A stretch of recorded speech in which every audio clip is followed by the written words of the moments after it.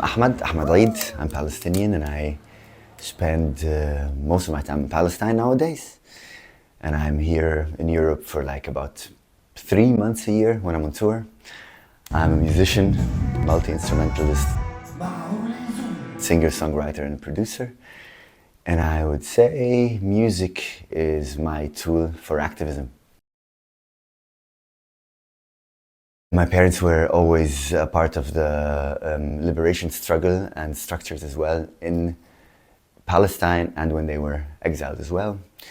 And as a person who has spent most of his youth in the Westbank of Palestine, and as a person who has lived under Israeli occupation for a third generation in a row and settler colonialism and apartheid, I think being a part of the liberation movement was not a choice.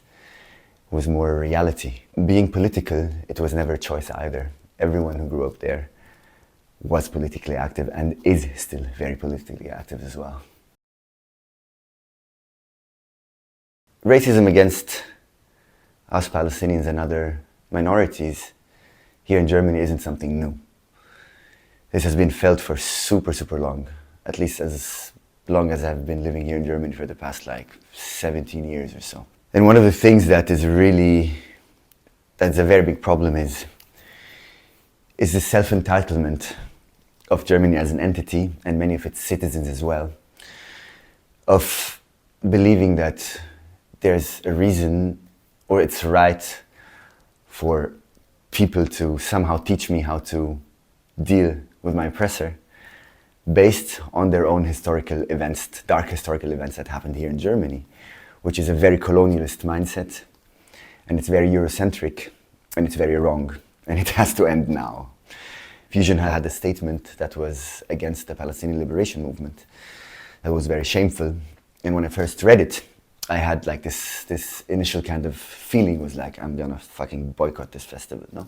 And within all these dynamics, it was super difficult for me to somehow take a decision, and I felt super weak, and weeks I was having panic attacks. And at some point, why I took the last decision of actually going there and doing the speech was that I was in Cairo 1 month before Fusion, and I was giving workshops for young musicians from Gaza who just arrived to Cairo recently in songwriting and arrangement and production. Amazing people, amazing musicians. I learned a lot as well. And I just told them the whole Fusion situation. They did 1, 2, 3, 4. That's the only way I would definitely go, because it definitely would have the most impact possible. Many people who spoke to me about it, they approached me in a sense of like, wow, this was so powerful what you did. And I just, as I just mentioned before, I actually felt the weakest ever. And it was not an easy thing to do. But I still believe it was the right thing to do, and it had so much impact as well. It is very important to stay on stage, especially if you have a platform playing in front of a huge amount of audience, to be like, listen up. There's something wrong happening and we can change it. Let's not be silent, and so on and so forth, to somehow raise awareness and to speak about it and to just use this platform every and always and in every single occasion I can. No? That's one big part of it. The other very big part of it is what I do in Palestine now is I started this space about 1.5 years ago called the Palestine Music Space, and the whole idea is to create an alternative space in such times in Palestine where young musicians can come together and not escape reality but actually live reality in a different way, and to somehow have the chance and a channel to somehow to document what's happening within this crazy situation in Palestine that didn't just start in October, but the reality itself, no? Musically, and to somehow get it to the outer world as well. So in the old city, it's 2 rooms, 1 rehearsing space with all the instruments needed for bands to rehearse, and 1 control room. And we have now a yearly program where we are giving workshops and courses for bands in songwriting and arrangement. People are always welcome to come to Palestine, to the Westbank, to Ramallah, and also help in workshops if they're into music. On the other hand, it's a non-profit kind of organization. We don't get money from any people. We sometimes get funding from here and there. Otherwise, there's a lot of volunteering happening as well. So when we're speaking about a free Palestine, we're speaking about freedom for all oppressed minorities all around the world. And this is exactly why most people who are in this liberation movement are somehow affected by oppression of some sort of another. No? It can be like people from the LGBTQ plus community, it can be people from the global south, it can be people who are fighting for feminism. So of course, like the whole struggle for liberation, it's the symbol now of the Palestinian liberation, but it's the liberation of all of us, of all oppressed minorities. So it's all connected to each other. No? I can do so much work in Palestine as well, no?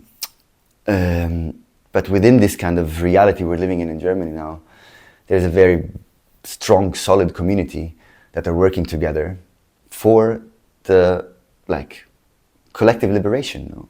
And it's so important to always keep in dialogue and to speak and to see how we can maneuver this kind of fight together. And this gives hope, and especially going back to Palestine with the Palestine music space and getting the feedback of all these young musicians, these 40 to 50 young musicians who are going to the Palestine music space on a daily basis to see how they're really developing on a musical and personal level, and how they're finding a space to actually be within this crazy world, and to also, as I said, document what's happening. And this gives me a lot of hope as well. Without having this community in Berlin, especially after October 7th, I think me and many others would just die of depression. No?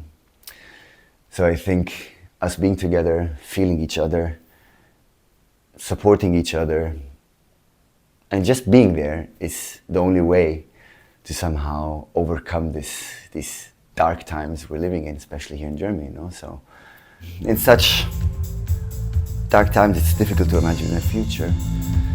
But luckily, there's always a moment every now and then where one can somehow imagine a future where we live in justice, equality, and freedom, regardless of religion, ethnicity, language, whatsoever. No? And that's what we're all working for. Regardless of all the symbols and all the, which group we're talking about, it's all about living in a future where everyone is equal, regardless of anything. Hopefully soon. Yeah, I think it might seem like a long struggle, and it probably is a long struggle. And even if it would never end, we shouldn't be silent, no? We should give it all, and it will make a change. Every individual voice does make a change, so yallah.